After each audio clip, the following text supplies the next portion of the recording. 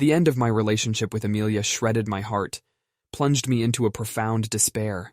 As I tasted the bitter pill of separation, my days and nights were painted in hues of melancholic blues. Once more I found myself alone, my companion, the silent echoes of her laughter haunting the four corners of my apartment. After all the previous heartaches, I was not unfamiliar with this terrain. Yet every end brings a different pain, a unique emptiness that cannot be compared, a distinct flavor of loneliness resonating within the chest. This heartbreak felt different. It carried a weight that felt heavier every day, a sorrow that stubbornly clung to me, even in the brightest hours of the morning. Our passion-filled moments, the exhilarating thrill of creating art together, her spontaneous laughter, the small pearls of wisdom she sprinkled into our conversations, everything had transformed into memories, painful to touch, but impossible to forget. Pieces of her lingered in my studio, haunting my solitude with evanescent traces of love shared and lost. It was a painful ending to a beautiful story, but in Heartbreak, I found inspiration. I saw Amelia in the vivid crimson of my color palette. I felt her absence in the empty corners of my studio. I heard her voice in the profound silence that descended upon my world. Her departure from my life felt like a sudden amputation, lacerating my heart but leaving an artistic goldmine of emotions. We were both artists, you know. Art connected us, and now it would heal me. Creation sprang out of the chasms of my heartbreak in long sweeps of my brush, articulating my despair in the language that my tongue was incapable of voicing. My love for Amelia hadn't vanished overnight. Each brush stroke was a tribute to her, an inscription of our shared dreams and my underlying grief. In the grand narrative of our love and heartbreak, art was the constant, the silent accomplice to my secret pain, the sacred altar where I laid bare my emotions. As I embraced heartbreak, I turned the darkest corners of my pain into brushes, sketching my path back from desolation to hope. And there, on that narrow bridge between love and despair, I found my muse, my inspiration, heartbreak itself. And so, in a burst of somber blues and fiery reds, the heartbreak was turned into a triumphant piece of art. Through the raw edges of my canvas, I bared the raw edges of my broken heart, creating a masterpiece out of the ruins. After all the previous heartaches, I was not unfamiliar with this terrain. The bends and bruises of a broken heart felt familiar, the rhythm of desolation somewhat comforting. Yet this time, sorrow painted a different pattern. The silhouette of my despair bore a different shade. What was unique about losing Amelia? Was it the unexpected intenseness of our short-lived romance, the sketch that seemed too surreal to last? Could it be the ambitious dreams we etched together, the partnership that enriched both our art and love? Or was it her laughter, the melody that serenaded my heart, now reverberating as a sad song looping in the quiet of my apartment? Every heartbreak is a new chapter, a separate story. Alicia transported me into the romantic realms of initial college days. Laura, while brief, reminded me of my passion for shared artistic visions. Then Rachel, our romantic boat ride at the Charles River in Boston, and the long-distance heartbreak that ensued. Sophie, she whom I met at an art event, went hand in hand with my corporate job struggles, leading to an explosive breakup. And now Amelia, a fellow artist, with shared aesthetics and articulated dreams, ripping me apart with our professional parting. Was it not a recurring cycle of intense love and debilitating heartbreak that was shaping my art? Was I not subconsciously feeding on my pain to breed my creativity? A gut-wrenching thought occurred. Was my art truly a derivative of my love's lost? Geometry argues that the shortest distance between 2 points is a straight line, but the trajectory of a broken heart escapes all such logical bounds. It spirals out in vivid streaks, trespassing the laws of physics, as if answering a higher calling, the calling of art. Heartbreak had etched its undying signature on my canvas.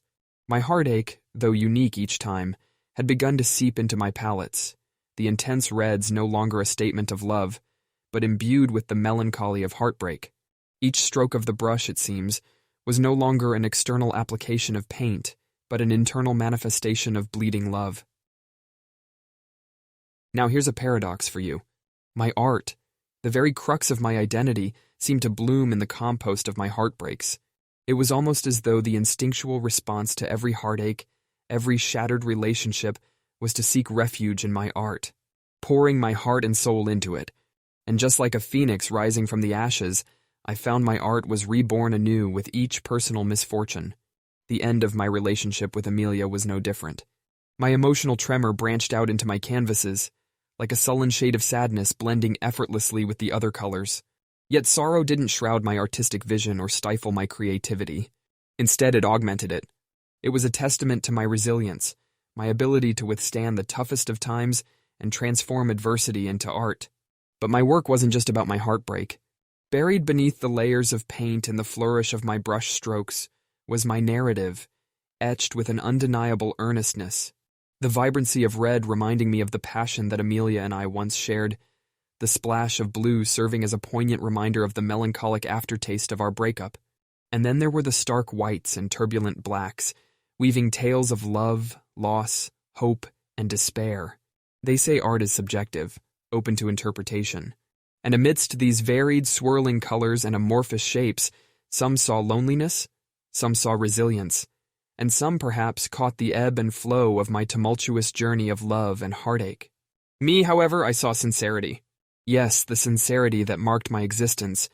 Sincere in love, sincere in grief, sincere in expression. My body of work wasn't just an exhibit of my creative brilliance, but a vivid reflection of my emotional narrative. Each breakup artistically birthed a new chapter of self-discovery, shaping and refining my style, breathing life into my expressions. Heartbreak thus became my muse, my unsought yet stunning muse. For with every heartache, my art, in all its integrity, found new depths, uncovered a new spectrum of intensity, pulsating with the rhythm of raw human emotions. And guess what? That's the thing about art. In its prime, it's hardly about the monotonous rainbows of joy. It's about the thunderous storms in one's soul, the flood of emotions. It's about life, in all its beautiful imperfections. So as I nursed my broken heart, something revenant happened. My art began to ascend, touching new pinnacles. The critics, once skeptical, began citing my work with gesturing appreciation. The restless folks began finding solace in my creations and my art. It began speaking to me, louder than ever before. Perhaps it's true. The best literature stems from the worst heartbreaks, or in my case, the best art.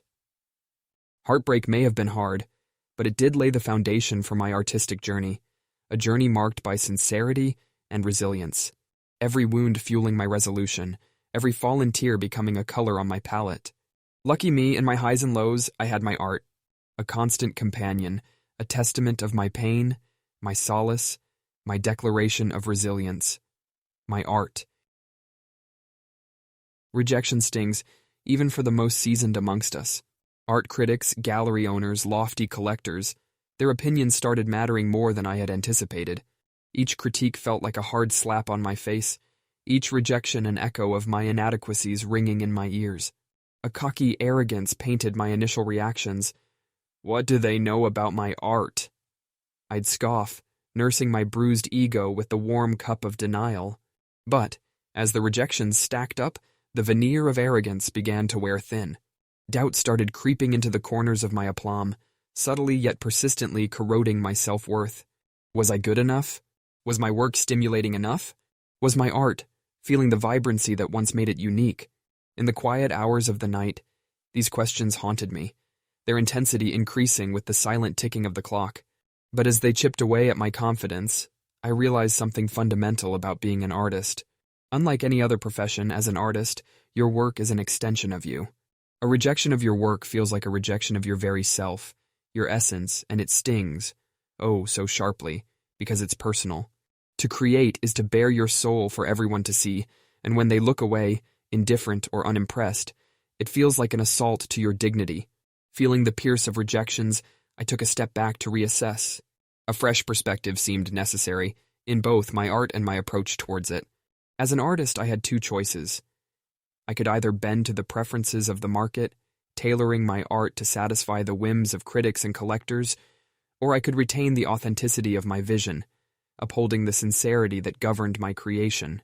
As my initial hurt dimmed, I chose the latter. I was never one to compromise on the essence of my art for popularity's sake, and I wasn't about to start now. A piece of art, in my belief, should be able to reflect the true spirit of its creator, and my spirit wasn't one of conformity. I couldn't simply replicate the popular.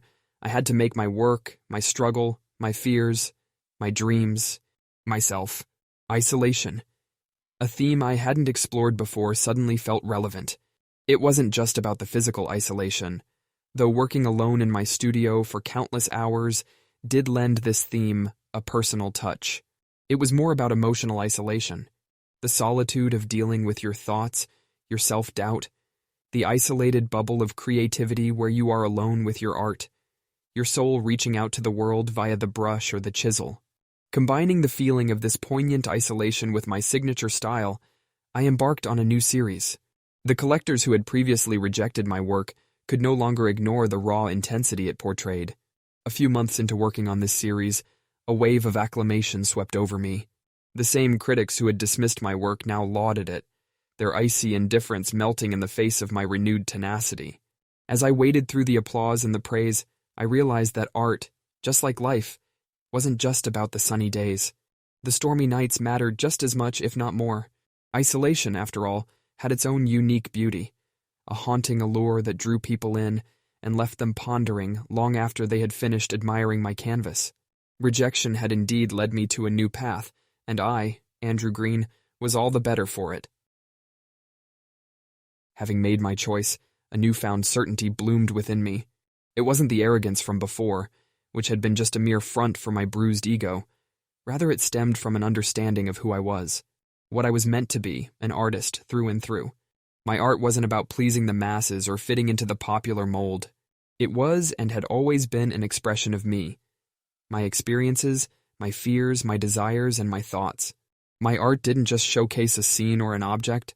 It bore my soul, carried my essence, captured my spirit on the canvas. So, I found my muse again. Isolation. A theme unexplored before, the serenity and solitude it offered felt like a balm to the chaos within. An artist's journey can be lonely, filled with self-doubts and harsh critics. Realizing this isolation was part and parcel of the journey also meant accepting it as a part of my life. The vast expanse of solitude wasn't just my reality, but the reality of others too. Many grappled with feelings of seclusion, withdrawal, and disconnectedness. I often wondered, aren't we all isolated in our individual thoughts, the private world that we create within our minds? The more I pondered over this concept, the more it intrigued me. I was determined to depict it, to give it a form, to make it tangible for the world to see. Isolation wasn't merely about being physically alone in my studio, tirelessly working hours on end. It went beyond that.